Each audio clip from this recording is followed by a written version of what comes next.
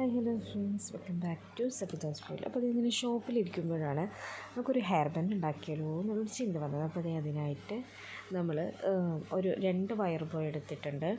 എന്നിട്ട് അതിന് നമ്മൾ എൻഡ് ടാപ്പ്, കത്രിക, പിന്നെ നമ്മളതിൽ കോർക്കാനായിട്ട് കുറച്ച് ബീഡ്സ്, വൈറ്റ് ബീഡ്സാണ് എടുത്തിരിക്കുന്നത്. പിന്നെ നമ്മൾ സ്റ്റോൺ, ഗ്രീൻ കളർ സ്റ്റോൺ ആട്ടോ ഞാനിവിടെ യൂസ് ചെയ്യുന്നത്. അപ്പോൾ സ്റ്റോണായി എടുത്തിട്ടുണ്ട്. ഇനി നമുക്കിത് എങ്ങനെയാണ് ഉണ്ടാക്കുന്നതെന്ന് നോക്കിയാൽ. അപ്പോൾ അതേ 2 വയർ ബോയുടെ അറ്റം ഒരുപോലെ പിടിച്ചിട്ട് നമ്മളതിൽ എൻഡ് ടാപ്പ് ചുറ്റുക. എൻഡ് ടാപ്പ് ചുറ്റിയതിന് ശേഷം നമ്മൾ ഓരോ ബീഡ്സായിട്ട് അതിലേക്ക് കോർത്ത് കൊടുക്കുക.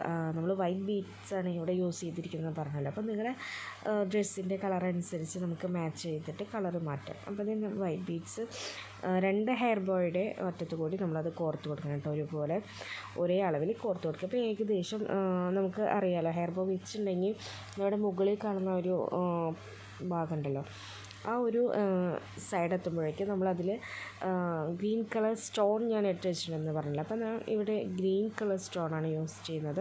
അപ്പോൾ നിങ്ങളുടെ ഡ്രസ്സിൻ്റെ കളർ ഏതാണോ അതിനനുസരിച്ച് നമുക്ക് കളേഴ്സ് യൂസ് ചെയ്യാം. അപ്പോൾ ഞാൻ ആദ്യം സ്റ്റോണ് ഒരുപോലെ 2 വയർ ബോയുടെ ഉള്ളിൽ കൂടി ഒരുപോലെ നമ്മളത് ലോക്ക് ചെയ്ത് കൊടുക്കണം.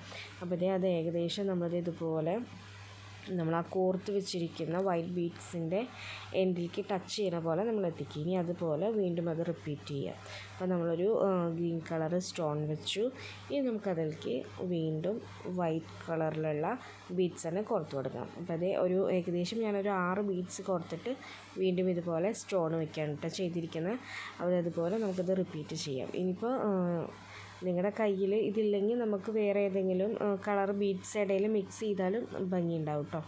അപ്പോൾ അങ്ങനെ മൊത്തത്തിൽ നമ്മളത് കോർത്തിരിക്കുകയാണ്. ഇനി ഇതുപോലെ തന്നെ നമ്മുടെ ഹെയർ ബോയുടെ 2 അറ്റും നമ്മളിപ്പോൾ എൻഡ് ടാപ്പ് കൊണ്ടിട്ട് അറ്റാച്ച് ചെയ്തിട്ടുണ്ട്. അപ്പോൾ നല്ല മനോഹരമായൊരു ഹെയർ ബാൻഡ് ഞാനിവിടെ തയ്യാറാക്കിയിട്ടുണ്ട് കേട്ടോ.